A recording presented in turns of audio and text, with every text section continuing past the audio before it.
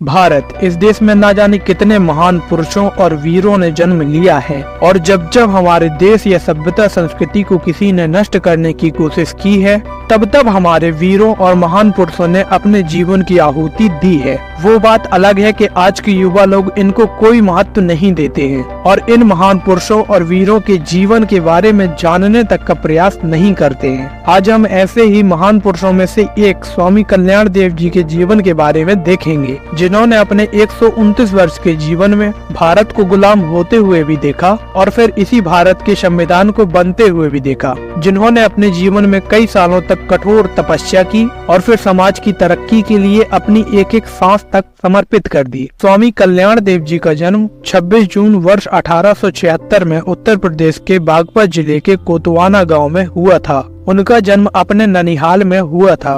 उनके पिता का नाम फेरुदत्त और माता का नाम भोई देवी था। परिवार में शुरुआत से ही संत और महात्मा लोग आया करते थे। सत्संग और कीर्तन भी हुआ करता था। स्वामी कल्याण देव जी के बचपन का नाम कालूराम था। वे अपने 3 भाइयों में से सबसे छोटे थे। वे बचपन में ही रामायण सुनकर वैराग्य हो गए थे। उन्होंने 10-12 वर्ष की उम्र में ही साधु मंडली के साथ अयोध्या, काशी और प्रयागराज जैसे धाम घूम लिए थे। वर्ष 1900 में मुनियों की वसुंधरा ऋषिकेश में उन्होंने अपने गुरु स्वामी पूर्णानंद जी से संन्यास की दीक्षा ले ली थी। स्वामी पूर्णानंद जी ने ही कालूराम को कल्याण देव का नाम दिया था। घर त्यागने के बाद कल्याण देव कभी भी अपने गांव नहीं गए और न ही कभी वे फिर अपने माता पिता से मिले। स्वामी जी सत्य तथा अहिंसा के पुजारी थे। वे किसी भी गरीब या असहाय लोग की आंखों में आंसू नहीं देख पाते थे और जितना भी उनसे बन सकता था वे निर्धन की मदद कर दिया करते थे। गरीबों की बदहाली स्थिति और पूंजीपतियों द्वारा उनका शोषण किए जाने को देखकर स्वामी जी को बड़ा ही दुख होता था। एक दिन स्वामी जी ने इन सब गरीबों को उनकी गरीबी बदहाली स्थिति से निकालने का प्रण लिया। उनका ये मानना था कि एकमात्र शिक्षा ही है जो इन गरीबों को उनकी गरीबी से दूर कर सकता है। इसीलिए स्वामी जी ने अपने जीवन का उद्देश्य और आधार शिक्षा को ही बना लिया और उन्होंने अपने पूरे दृढ़ निश्चय के साथ स्कूल और कॉलेजेस खुलवाने के लिए कमर कस ली थी। स्वामी जी का यह मानना था कि यदि कोई गरीब व्यक्ति शिक्षित होगा,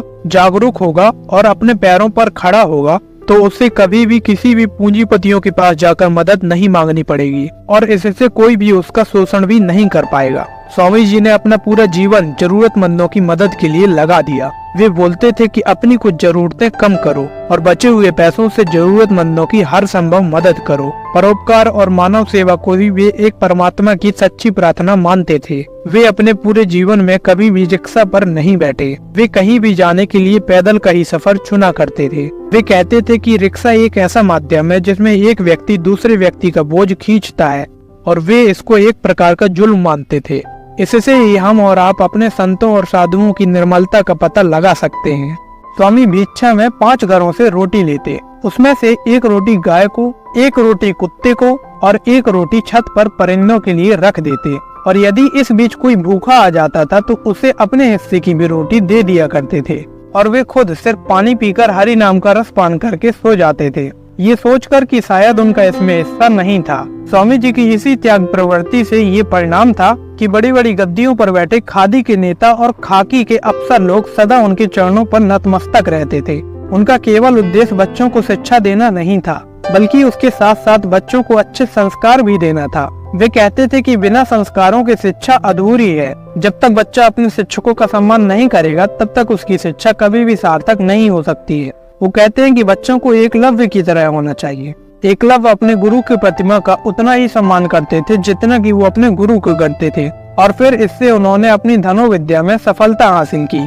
स्वामी जी ने अपने 129 वर्ष के जीवन में करीब 300 शिक्षा संस्थानों को स्थापित किया और इसके अलावा उन्होंने कृषि केंद्र, वृद्धाश्रम, गौशाला और चिकित्सालय का भी निर्माण कराया था। स्वामी जी को उनके सामाजिक कार्यों के लिए 20 मार्च 1982 को तत्कालीन राष्ट्रपति रहे नीलम संजीव रेड्डी द्वारा पद्मश्री से नवाजा गया था और 30 मार्च 2000 को तत्कालीन राष्ट्रपति रहे KR नारायणन द्वारा पद्म भूषण से भी सम्मानित किया गया था।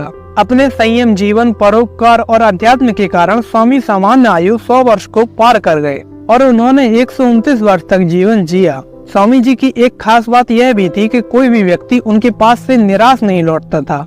वे हर व्यक्ति को हर संभव मदद प्रदान करने का प्रयास करते थे। उनका ये मानना था कि हर एक व्यक्ति में ईश्वर बसता है उन्होंने ये कहा था कि किसी भी व्यक्ति का जीवन केवल राम नाम का जप करने से सार्थक नहीं होता, बल्कि जब भगवान श्री राम के गुणों को अपने अंदर धारण करके उनके जैसे समाज सेवा में सहयोग करोगे तब आपका जीवन सार्थक होगा। स्वामी जी के जब तक हाथ पैर सही रहे तब तक उन्होंने अपना कार्य किसी से भी नहीं कराया। वे गांधी जी की नीति अपना काम स्वयं करने को समर्थन करते थे। वे कहते थे कि अपने इस शरीर को आराम का आदी मत बनाओ और कभी भी अपने सुख के लिए किसी को दुख मत पहुंचाओ। स्वामी जी भ्रष्टाचार के सख्त खिलाफ थे।